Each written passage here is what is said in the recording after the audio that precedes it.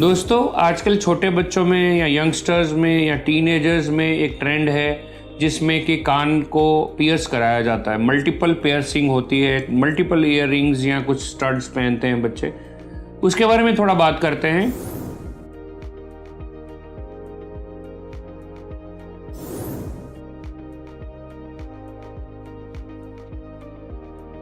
क्योंकि हम अपने क्लिनिक्स में ऐसे कुछ प्रॉब्लम्स देखते हैं जो कि इन मल्टीपल स्टड्स से अराइज होती हैं और इसलिए ये ज़रूरी है इस पर बात करना।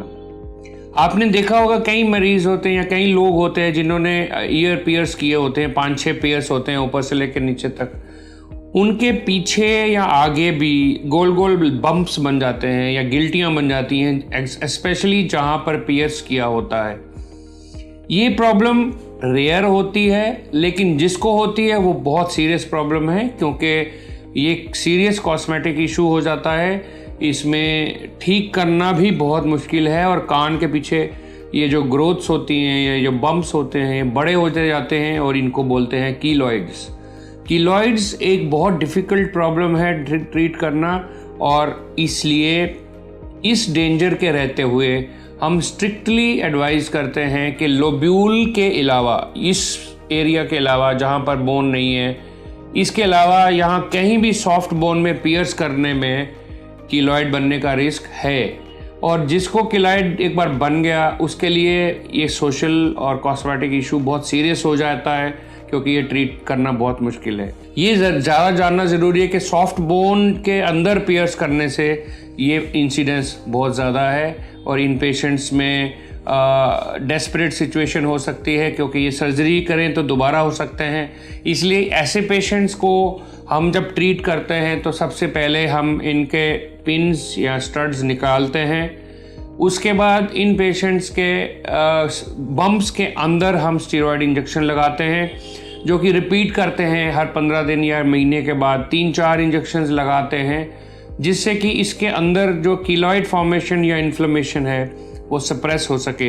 एक बार ये स्टेबलाइज हो जाए, जब बम्प्स बढ़ने ना लगे या सॉफ्ट हो जाए इंजेक्शंस के बाद, इन्फ्लेमेशन का लेवल कम हो जाए, फिर हम इसको एक्सरसाइज करते हैं, रिमूव करते हैं।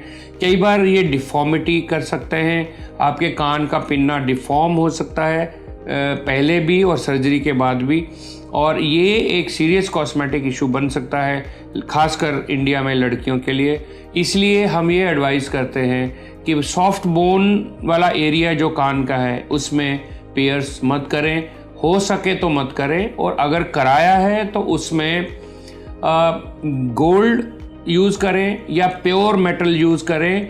रादर जो ये सिल्वर स्टड या सिल्वर मेटल्स के पिन्स मिलते हैं या रिंग्स मिलती हैं या कुछ और मटेरियल की रिंग्स मिलती हैं, वो सीवियर रिएक्शन करती हैं, उसमें कीलॉइड बन सकता है। सेफेस्ट एंड ईजीएस्ट एंड जो सबसे एक्सेप्टेबल मटेरियल है जो कि बॉडी एक्सेप्ट करती है वो गोल्ड है, और प्योर गोल्ड का ही डालिए अगर आपने पियर्स करा लिया है। सबसे इम्पोर्टेंट है कि आप सॉफ्ट बोन वाले कान पे पियर्स मत करें, और अगर किया है तो सिर्फ गोल्ड ही डालें, जो कि एक इनर्ट मेटल है, बॉडी उसको टॉलरेट करती है। Thank you very much. अगर आपको लगता है इस वीडियो से किसी का फायदा हो सकता है तो शेयर जरूर करें और यह वीडियो ज्यादा से ज्यादा लोगों तक पहुंचाएं, और लाइक, शेयर, सब्सक्राइब करना ना भूलें।